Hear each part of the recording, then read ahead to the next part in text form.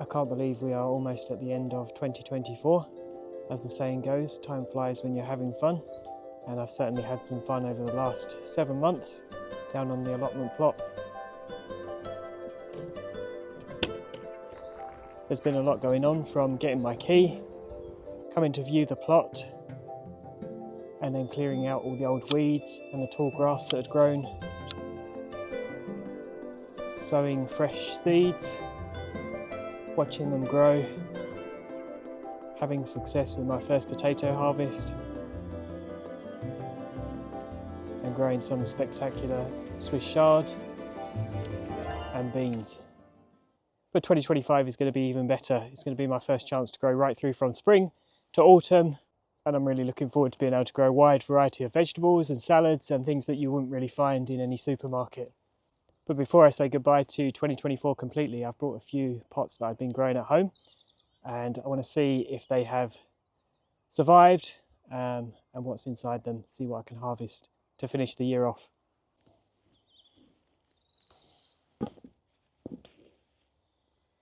I planted this container back in the spring of 2024 before I had the allotment, and all I have is a small amount of garden space, and really I've just left it. I covered it, and then I sowed the seeds, and then I covered it, and then I've just left it in the ground. And to be honest, I think quite a lot of it has rotten, but it would be good to see if any of it has survived. And it also shows just how easy, well, if any of it has survived, how you can almost just grow things and then forget about them. What I'm most interested in is the carrots in here, because I've never had much luck growing carrots. And if this has worked, then it will be a miracle. First up, you'll notice there are a lot of spring onions in here. And these have had the same fate as the ones that were in the raised bed at the front. They have gone rather soggy. There's also a few salad onions in here, like this one, which doesn't look too bad. I think if I can peel back, well, actually that's quite interesting because it's got three leaves but one bulb. Never seen that before. So I think the salad ones have done well. They have been okay in the ground. They went a bit funny through the summer where they got quite dry, but they've come back to life during this winter period. Okay, let's grab one more of those. And there's a carrot. How is that done? I think these were a short variety of carrot, and that actually looks pretty good. It's got a good firm texture to it. It's going to be nice and crunchy. What else have we got in here? Just going to swing this around because all the carrots are on this other side.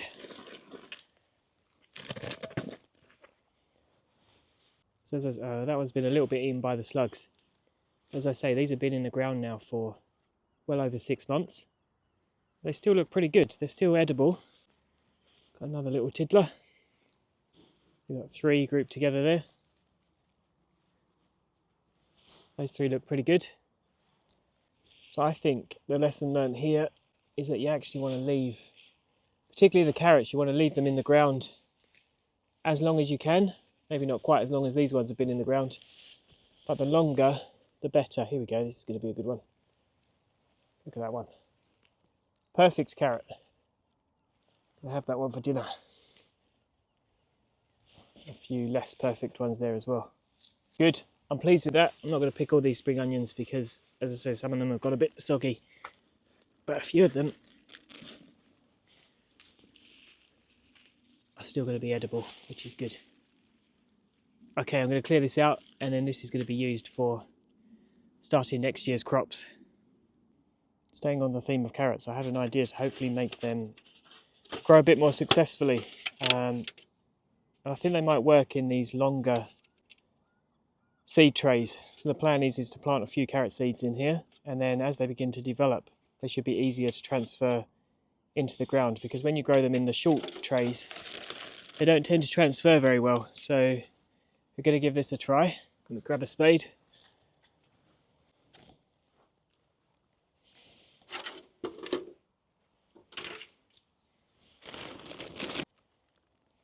This is really just an experiment. if anyone's tried something like this before,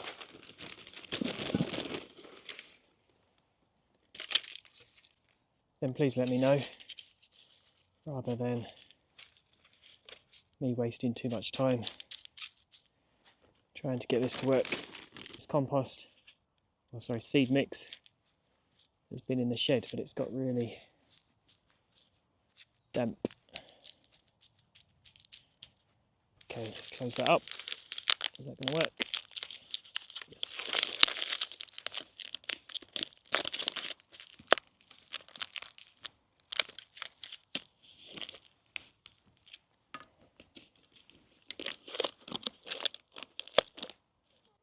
Just going to pop a few seeds in each cell.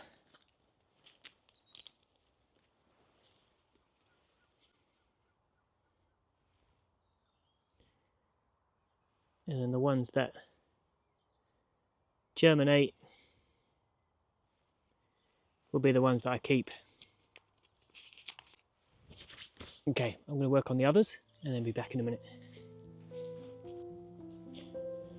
And then I'm going to place this little lid on top, hopefully protect them from the slugs, and give them a couple of weeks, see if they germinate and see what happens. It's been incredibly mild over the Christmas period, so I'm hoping it stays like that, and the warmth and sunlight will help them to germinate.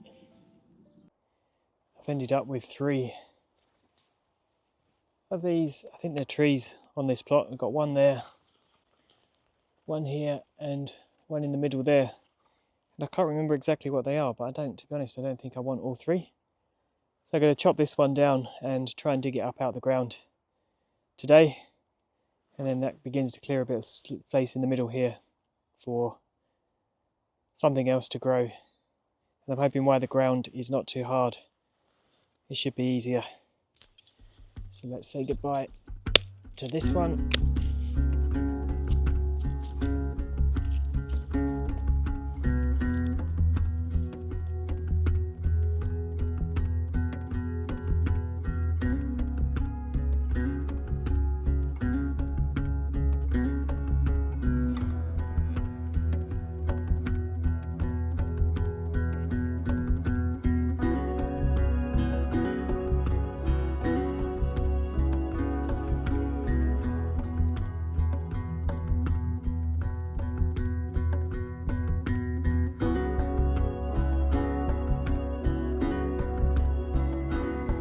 Done it.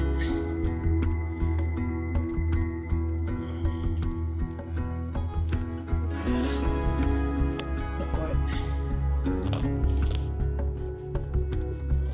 Don't think it wants to come out of the ground. It's enjoying its winter slumber too much. Give it up. Come on.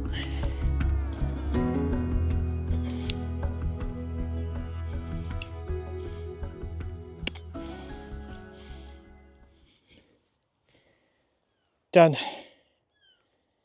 Good. That wasn't easy. Fascinating roots, that tree.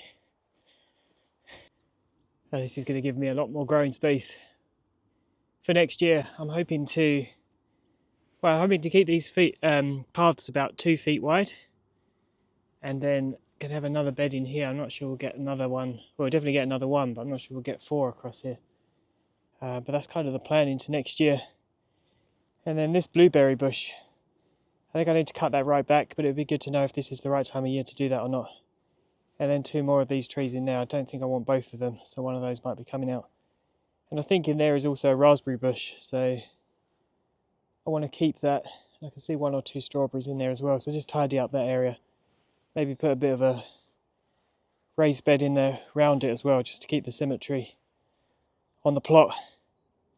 But good, that's a job well done. And at this time of year, this is the time to do your digging, because the ground is so much easier to dig than it was back in the summer. Let's just take a quick look at what is going on around the plot at the end of December. The field beans, unfortunately, have done nothing. One of them has been chewed up and eaten, or been pulled out of the ground. and then there's 2 more in there, but other than that they have not done anything at all. So next year I'll be looking for a different kind of cover crop. The tulips that were planted in the end of the bed, they are also done nothing, but they only went in I think 3 weeks ago, so they've got a little bit of time still to pop out the ground. And then the rhubarb is also not doing much. It looks like I've lost, well, I don't think I have lost, I think they've just died right back, but I'm missing 1, 2, I'm missing 3 of the rhubarbs, or the tubers I think they're called, so I'm hoping they come back out of the ground. The onions and garlic, they're not doing too bad.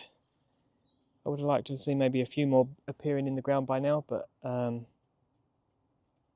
it is what it is. So they've got quite a long way to go. I don't think you harvest them until June, is it? Maybe June or July, so they've got some time still to go.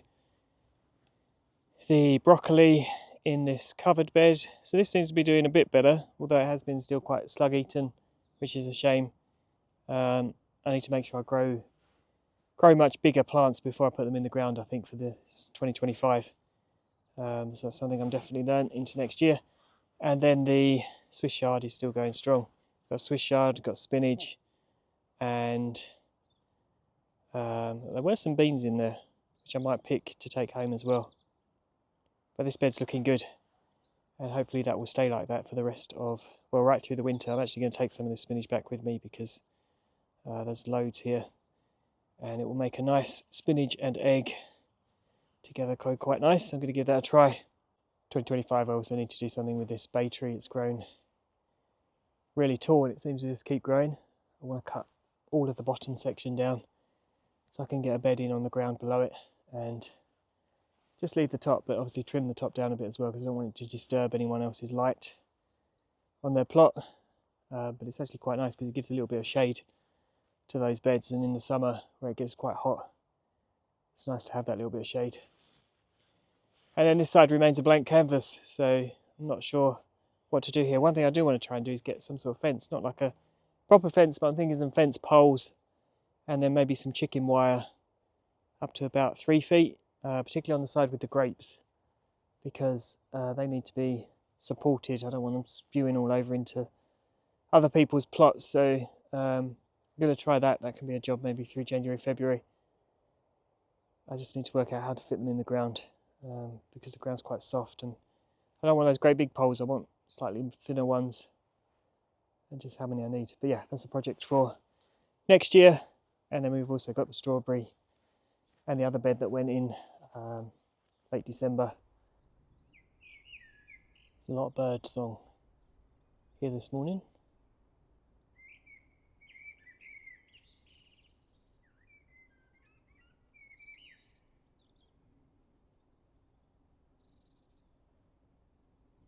Plenty of wildlife out today. I've already seen quite a lot of squirrels, 2 foxes, and there's a whole range of birds. Does anyone else feed the birds on their plot? I noticed up here that there is a tiny little bird's nest. Well, not bird's nest, but what do you call them? Bird house, is it? So I don't know whether to put some more up there, because where I've cut all this back, I don't want to take away their habitat. But I don't know if you should be encouraging the birds. I guess it's quite good. Maybe they eat the slugs.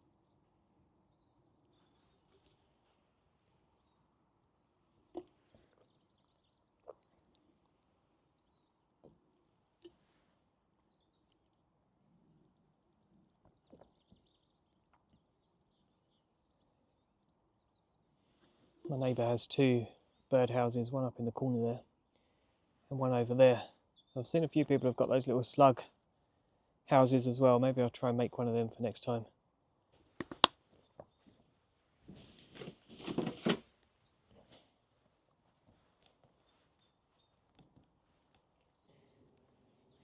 And that's it from me this year. I want to say a big thank you to everyone who's liked, subscribed, put a comment on one of my videos. It's really appreciated. Thank you so much. And all that's left for me to do is wish you all a very happy new year, and look forward to seeing you in January with the new growing season. It's going to be exciting. Take care. Have a good one.